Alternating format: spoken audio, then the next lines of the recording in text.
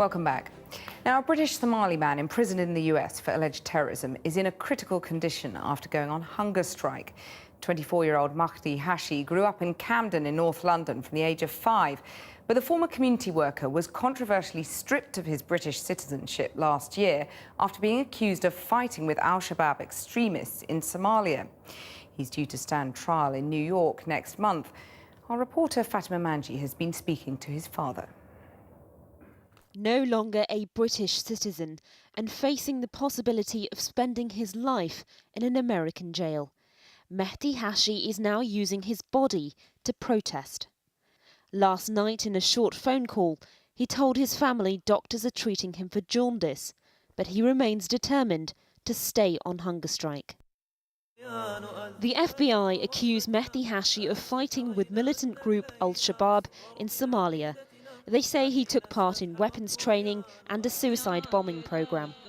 Mahdi and his family deny those charges, saying he was in Somalia to start a new life after being harassed by British security services.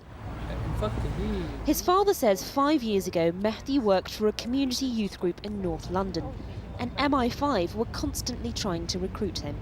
Yeah, he told me, and even in some cases I was sitting with him when they were falling. He was totally stressed with that because he couldn't travel, he couldn't study. He had all the stress. Mahdi complained to his local MP, but his family say he continued to receive calls and decided to leave the UK. Then in summer last year, his dad received a letter from the Home Office saying Mahdi was being stripped of British citizenship for being involved in terrorist activity. How confident are you that he wasn't involved with al-Shabaab or any other terrorist group? I myself traveled to see him when he got married. I went to see him and his wife and my mom, whom he was taking care of, and stay with them. We stayed together in the same house for a month, and I haven't come across any suspicious things.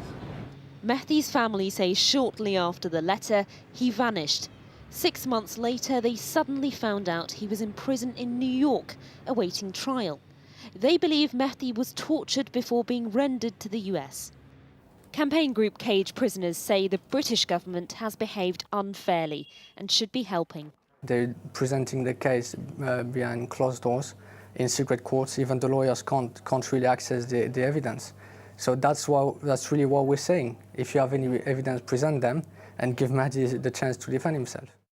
Mahdi's family are now appealing against the decision to strip his citizenship. The Home Office say they can't comment while this is ongoing. Fatima Manji reporting.